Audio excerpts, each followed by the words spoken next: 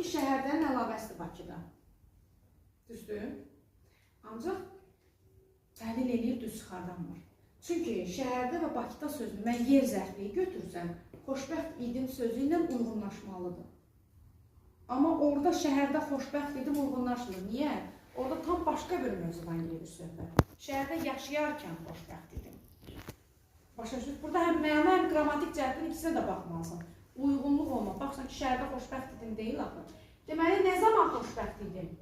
Şəhərdə, Bakıda yaşayarkən. Bax, bu, üçüncü qrupun blokuna %100 düşəsi bir sualdır. Bunun cavabı, uşaq götürür ki, AB variantında təşkil olmuş cavabdan birində yazılır zərflik. Deyir, nəyin əlavəsi işlənir? Yazır, zərflik yaza bilər. B-də yazılacaq yer zərfliyi. Dərin düşüncəsi olmayan, mən savadsız demirəm, dərin düşüncəsi olmayan uşaq B-ni götürəcək.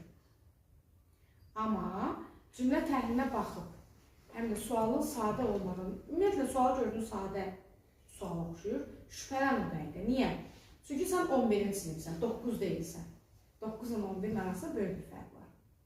Həm də ki, düşünün ki, 11-də suallardan kəsmə ehtimalı var. Və sualı blokda necə kəssin?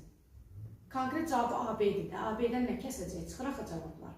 Ona görə ABC-də fərqli cavablar, oxşar cavablar verir ki, sən çaşasan. Bu cür səni çalışdırır. Amma ağıllı uşaq, dərin düşüncəli uşaq təhlil eləyəcək. Xoşbəxt idim nə zaman? Şəhərdə, Bakıda yaşayarkən. Bunu təhlil eləyəndə uşaq cavab variantını tapacaq. Yaşayarkən feili bağlamadır. Şəhərdə yaşayarkən feili bağlama tərkibidir. Deməli, cavab olmalıdır. Feili bağlama tərkibinin asıl tərəfinin əlaməsi. Aydın oldu. Bax, bu boyda əlavələrdən o saydıqlarından 9-a düşür. Ola bilsin ki, blokda ondan düşsün. Amma bundan da düşmə ehtimalı %99%. Bu hissəni istəmək. Çünki tezfərdə də var. Bu da bizim əlavələrimiz. Əlavə bir şeydir. İndi